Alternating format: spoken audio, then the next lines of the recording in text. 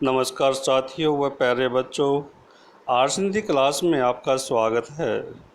Arts Hindi class के माध्यम से हम आज ऐसे विषय का अध्ययन करने जा रहे हैं जो लगभग सभी कक्षाओं के लिए बहुत ही उपयोगी सिद्ध होगा।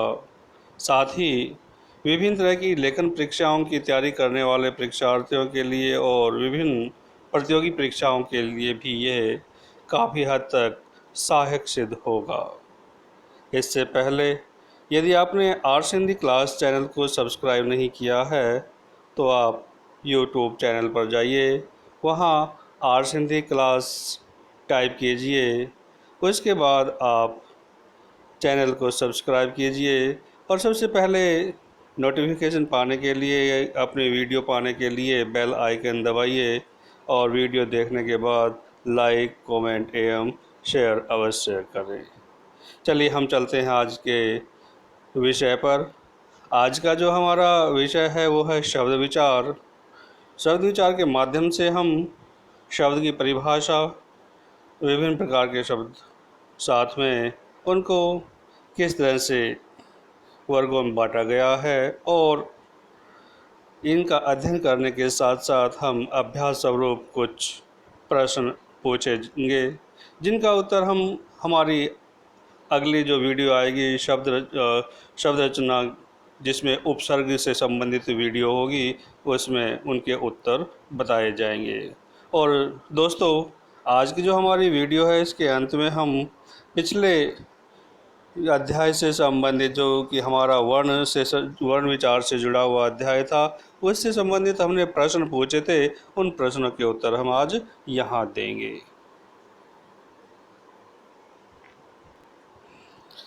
हमारे टॉपिक का जो शीर्षक है वो है शब्द विचार। सबसे पहले हम शब्द की परिभाषा पढ़ेंगे कि शब्द कहते किसे हैं। वर्णों के मेल से बनी सार्थक ध्वनि को शब्द कहते हैं। वर्णों का जो समूह होता है और वो सार्थक होता है, उससे बनी जो ध्वनि होती है उसको हम शब्द कहते हैं। पिछली वीडियो में हमने परिभाषा पढ़ी थी वर्ण किसे कहते हैं। तो भाषा की सबसे छोटी से छोटी इकाई जिसके और टुकड़े ना हो सकें उसे वर्ण कहते हैं। शब्दों के उदाहरण, जैसे यहाँ उदाहरण दिए गए हैं, दाल, चावल, नया, किसान आदि। इससे स्पष्ट होता है कि निश्चित अर्थ को प्रकट करने वाले वर्णों के समूह को शब्द कहते हैं। शब्द किसे कहते हैं? जो किसी निश्चित अर्थ को प्रकट करता हो, वर्णों का समूह हो, उसे शब्द कहते हैं। उसके बाद यहाँ बताया गया है कि प्रत्येक शब्द का कुछ न कुछ अर्थ अवश्य होता है। दोस्तों, वैसे तो हमने पढ़ा है कि दो तरह के शब्द होते हैं, सार्थक और निरर्थक, लेकिन प्रत्येक शब्द का कहीं ना कहीं उसका अर्थ होता है। कई जगह वो सीधा अर्थ बताता है, कई जगह किसी दूसरे शब्द के साथ जुड़कर यदि वो निरर्थक शब्द है तो भी हमें कुछ ना कुछ उसमें जानकारी देता है कि किसके बारे में क्या कुछ कहने का प्रयास किया गया है। उसके बाद आता है शब्दों का भेद। तो हम शब्दों का वर्गीकरण 5 आधारों पर करेंगे। सबसे पहले स्रोत या उत्पत्ति के आधार पर, दूसरा रचना के आधार पर, तीसरा प्रयोग के आधार पर, चौथा अर्थ के आधार पर और पांचवा विकार अथवा व्याकरण के आधार पर। 5 तरह से हम शब्दों के भेद करेंगे। पहला हमारा है स्रोत या उत्पत्ति के आधार पर। उत्पत्ति के आधार पर शब्दों को 4 भागों में बांटा गया है: तत्सम, तद्भव, देशज और विदेशी। 4 तरह के शब्द यहाँ बताए गए हैं। सबसे पहला हमारा आता है तत्सम। तत्सम शब्द तत् जमा सम से मिलकर बना है। तत् का अर्थ है उसका और सम का अर्थ है समान, यानी कि उसके समान। किसके समान? संस्कृत के समान। जो शब्द संस्कृत के हैं और हिंदी में बिना किसी परिवर्तन के अपने मूल रूप में प्रयोग में लाए जाते हैं, वे तत्सम शब्द कहलाते हैं। जैसे अग्नि, जल, गृह, सूर्य, श्रृंगार आदि। ये सब संस्कृत से लिए हुए शब्द हैं, इसलिए ये अपने मूल रूप में हैं और तत्सम शब्द कहलाते हैं। उसके बाद दूसरा हमारा आता है इसमें तद्भव शब्द। तद जमा भव यानी कि उससे पैदा हुए या उस जैसे हो गए, किस जैसे संस्कृत, क्योंकि हमारी जो भाषा की उत्पत्ति है वो संस्कृत भाषा से है, इसलिए हम संस्कृत भाषा को अपना आधार मानकर ही चलते हैं। तो ये सभी शब्द संस्कृत शब्दों से विकसित हुए हैं, जैसे दुग्ध से दूध बन गया, अग्नि से आग, सर्प से सांप, पत्र से पत्ता आदि। इस तरह से हम तद्भव शब्द करते हैं। इसके बाद आता है हमारे देशज शब्द। देशज शब्द वे होते हैं जो शब्द देश से भिन्न भिन्न क्षेत्रों की आम बोलचाल की भाषा से हिंदी में आए हैं, वे देशज शब्द कहलाते हैं, जैसे पगड़ी, थैला, डिबिया आदि। जो हमारे देश में उत्पन्न हुए हैं, आवश्यकता के अनुसार जिन शब्दों का प्रयोग किया गया है, बोलचाल की भाषा में जिनको अपनाया गया है, वे देशज शब्द हैं। इसके बाद हमारे आते हैं विदेशी शब्द। विदेशी से साफ ही स्पष्ट हमें पता चल रहा है कि जिन शब्दों को हमने विदेशी भाषाओं से हिंदी में अपनाया है वो विदेशी शब्द कहलाते हैं। हिंदी में जैसे अंग्रेजी, तुर्की, फारसी, अरबी, पुर्तगाली आदि भाषाओं के शब्द प्रयोग हो रहे हैं। जैसे अंग्रेजी के शब्द हम देखें यहाँ पर scooter, telephone, car, radio, pen, station, cinema, pant, coat, doctor आदि। तुर्की में कैंची, चाकू, तोप, कुर्ता, लाश आदि। फारसी में फौज, कागज, हजार, दुकान आदि।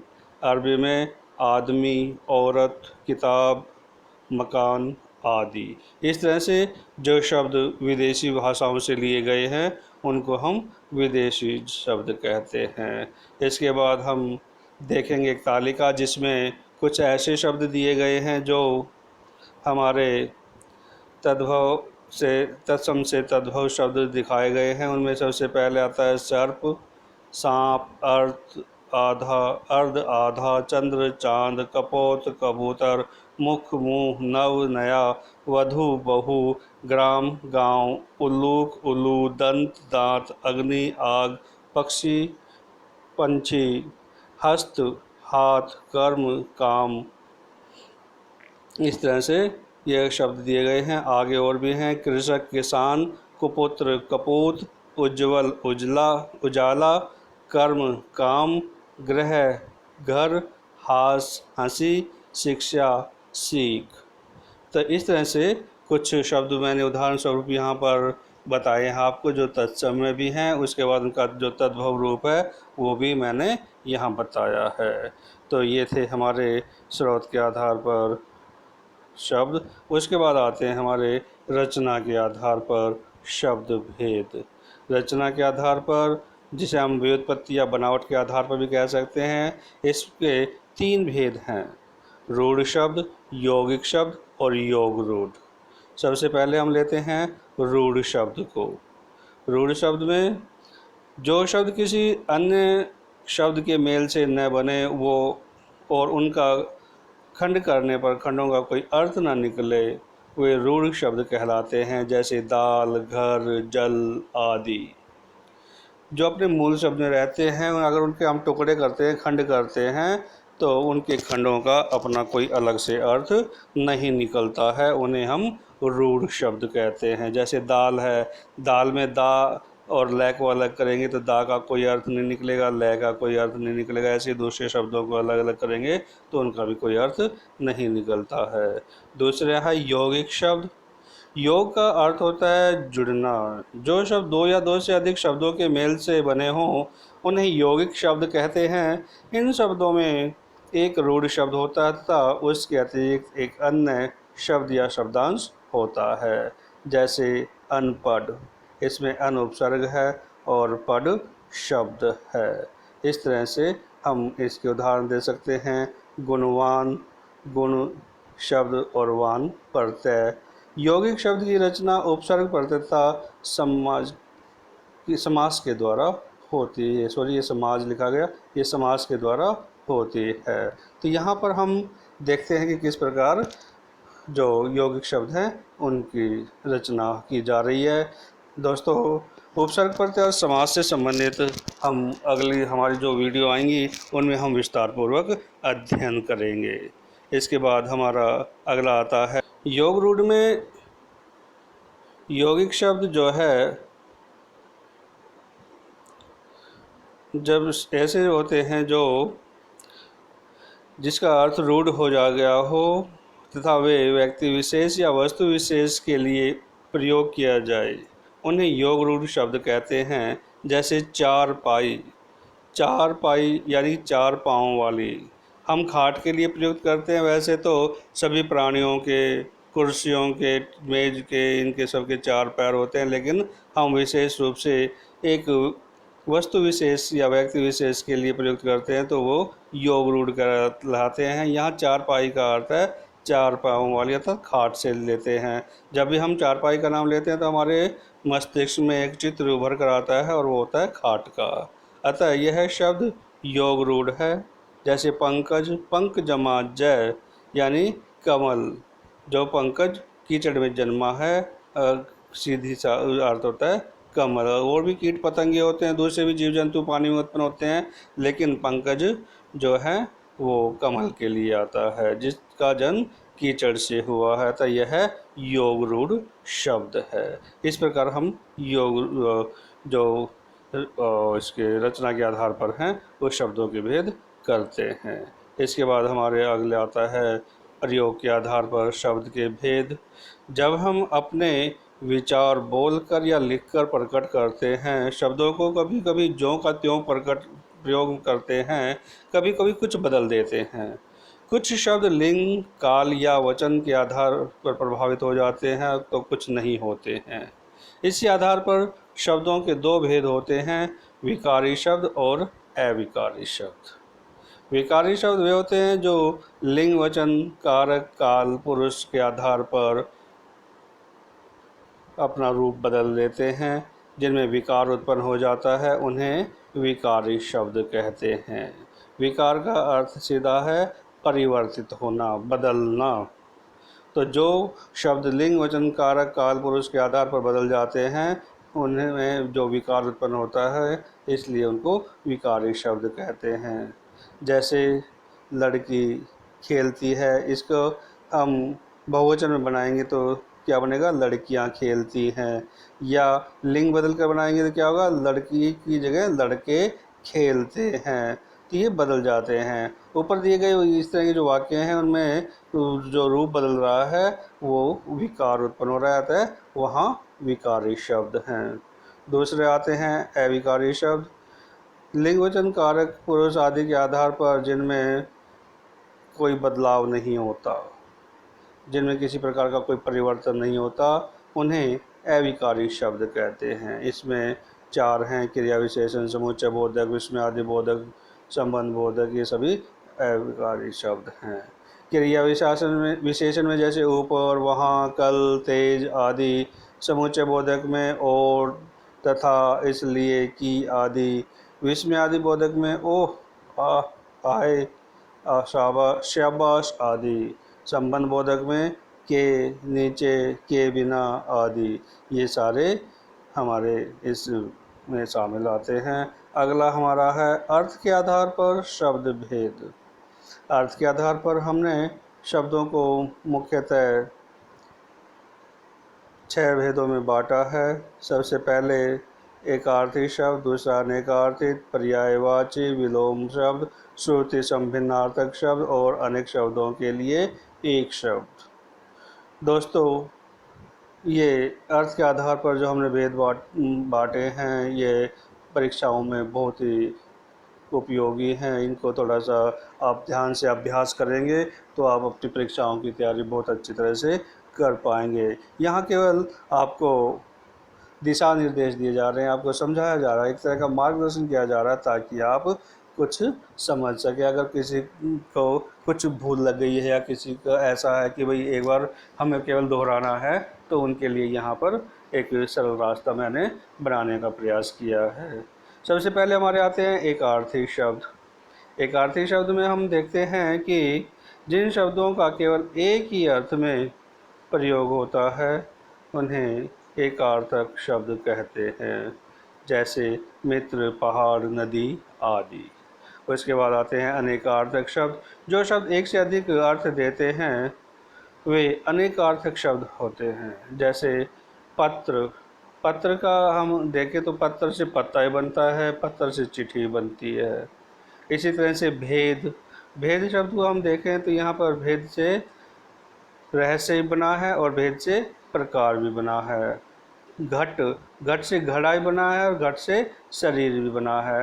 तो इस तरह से एक शब्द के एक से अधिक अर्थ निकलते हैं तो उन्हें अनेकार्थक शब्द कहते हैं। इसके बाद आते हैं हमारे पर्यायवाची शब्द।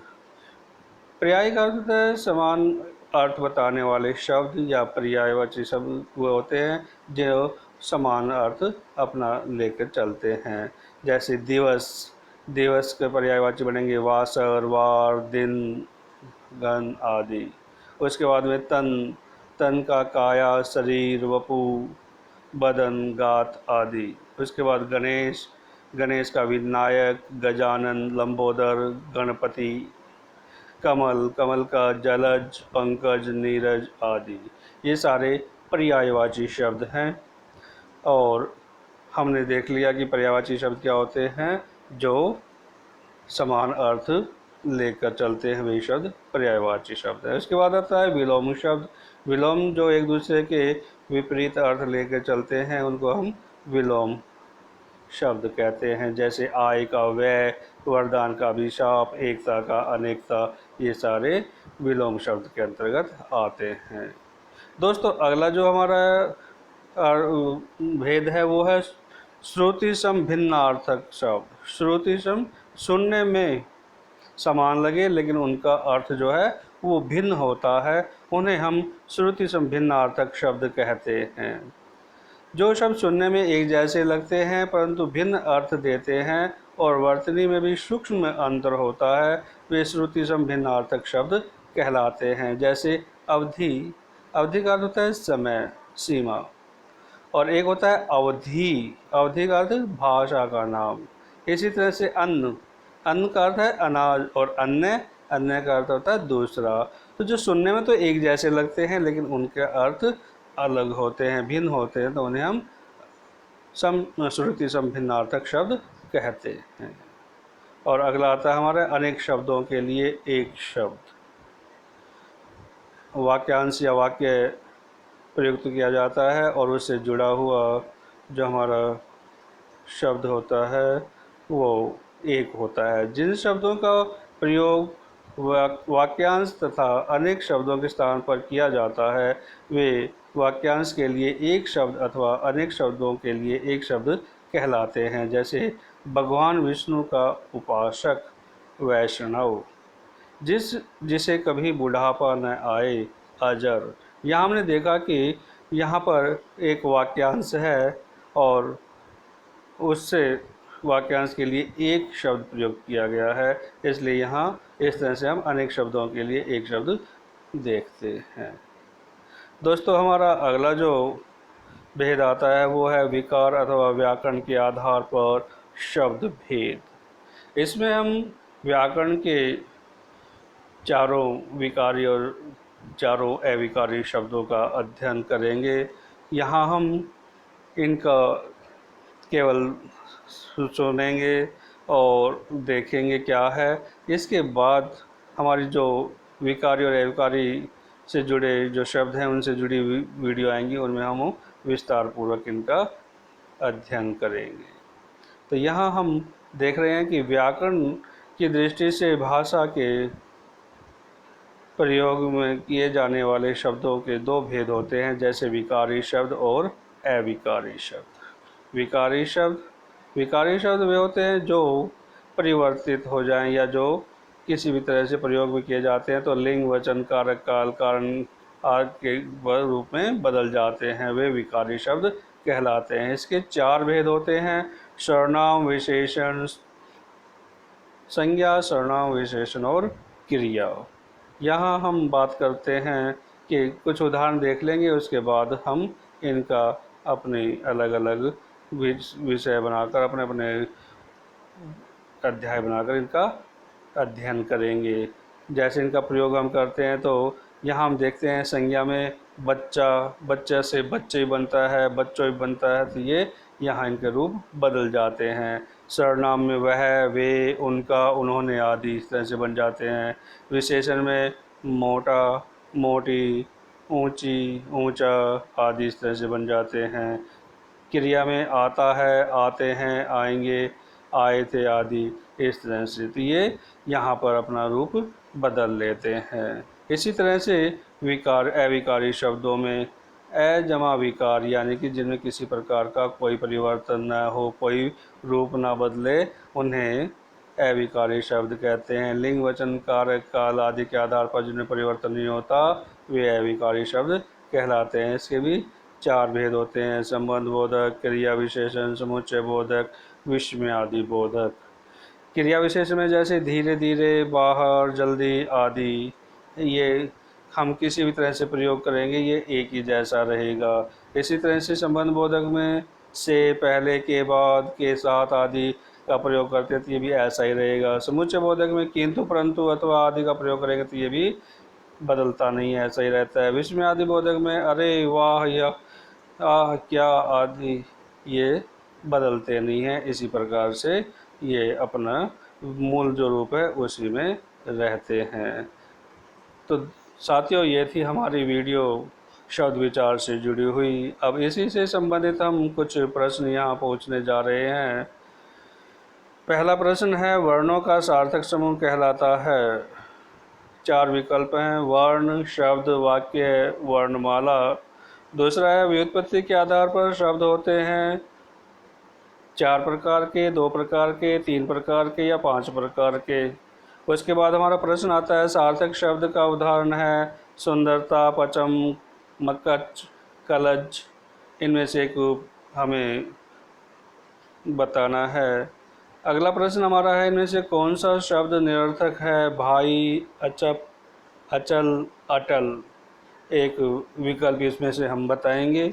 अगला हमारा प्रश्न है, जो शब्द संस्कृत भाषा से ज्यों के त्यों हिंदी भाषा में प्रयोग किए जाने लगे हैं उन्हें कहते हैं, क्या कहते हैं? देशज, विदेशी, तत्सम, तद्भव। यहाँ भी एक विकल्प आप चुनकर बताएंगे। अगला हमारा प्रश्न है, अर्थ के आधार पर शब्दों के भेद हैं तत्सम, तद्भव, देशज, विदेशज, या रूढ़, यौगिक, योग रूढ़, या एकार्थी, अनेकार्थी, विलोम, पर्यायवाची, या विकारी, अविकारी। 7वां प्रश्न हमारा है, तद्भव शब्द किस आधार पर शब्द का भेद है? हमें आधार बताना है कि किस आधार पर ये भेद है। अर्थ के आधार पर है, प्रयोग के आधार पर है, रचना के आधार पर है, या उत्पत्ति के आधार पर है। हमारा अगला प्रश्न आता है, उज्ज्वल का सही तद्भव शब्द है उजियाला, उजियारा, उजला, उजागर, या उज्ज्वलता। अगला हमारा प्रश्न आता है, प्रयोग के आधार पर शब्द के भेद होते हैं विकारी, अविकारी, शब्दार्थ, विलोम, पर्यायवाची, या विलोम, एकार्थी। इनमें से हमें बताना है। अगला हमारा है, यौगिक शब्दों की विशेषता है 2 शब्द एक दूसरे से भिन्न होते हैं। यौगिक और रूढ़ दोनों होते हैं, रूढ़ होते हैं, या 2 या 2 से अधिक शब्दों के योग से बनते हैं। हमारा अगला प्रश्न है, उत्पत्ति के आधार पर शब्द के कितने भेद हैं? 3, 4, 6 या 4। 3, 5, 6 या 4, इनमें से हमें बताना है। अगला हमारा प्रश्न है, तत्सम शब्द किस आधार पर शब्द का भेद है? रचना के आधार पर, अर्थ के आधार पर, प्रयोग के आधार पर, या उत्पत्ति के आधार पर। अगला हमारा प्रश्न है, निम्नलिखित में से किस विकल्प में विकारी शब्द है? क्रिया, क्रिया विशेषण, विस्मय आदि बोधक और समुच्चय आदि बोधक। इनमें से एक विकल्प हम उत्तर में बताएंगे। और हमारा अंतिम प्रश्न है, निम्नलिखित में से तत्सम शब्द किस विकल्प में है? क्षमा, बंदर, आग, फूल। इसमें से हमें तत्सम शब्द छांट कर बताना है। तो दोस्तों, ये थे शब्द विचार से संबंधित कुछ अभ्यास स्वरूप प्रश्न, जिनका उत्तर आप हमें कमेंट बॉक्स में लिखकर भेज सकते हैं। और इन प्रश्नों का उत्तर जानने के लिए हमारी जो अगली वीडियो है जो शब्द रचना के आधार पर उसमें उपसर्ग से जुड़ी हुई वीडियो है उसमें हम बताएंगे। दोस्तों, अब बारी आती है हमारी पिछली वीडियो में पूछे गए प्रश्नों के उत्तर की। तो पिछला जो हमारा वर्ण विचार से जुड़ा हुआ अध्याय था उसमें हमने जो प्रश्न पूछे थे उनका उत्तर इस प्रकार से है। पहला जो प्रश्न था उसका उत्तर है वर्ण, दूसरा प्रश्न का उत्तर है जय, तीसरे प्रश्न का उत्तर है ए, चौथे प्रश्न का उत्तर है तीन, पाँचवें प्रश्न का उत्तर है अंतस्थ, छठे प्रश्न का उत्तर है प्लुत स्वर, सातवें प्रश्न का उत्तर है ऊष्म व्यंजन, आठवें प्रश्न का उत्तर है संयुक्ताक्षर, नौवें का जो विसर्ग का चयन है वो उत्तर है, 10वें का स्वर की, 11वें में अंग और 12वें में वर्णों के समूह को और 13वें में किसी को नहीं और 14वें में अनुनासिक का और 15वां और आखिरी जो प्रश्न है उसका उत्तर है 7। इस तरह से हमारे ये प्रश्नों के उत्तर पिछले अध्याय के यहाँ पर हम देखने को मिलते हैं। तो साथियों, ये थी हमारी शब्द रचना के आधार पर वीडियो। आशा आपको पसंद आई होगी। अगली वीडियो में हम उपसर्ग संबंधी बातें पढ़ेंगे, समझेंगे। धन्यवाद।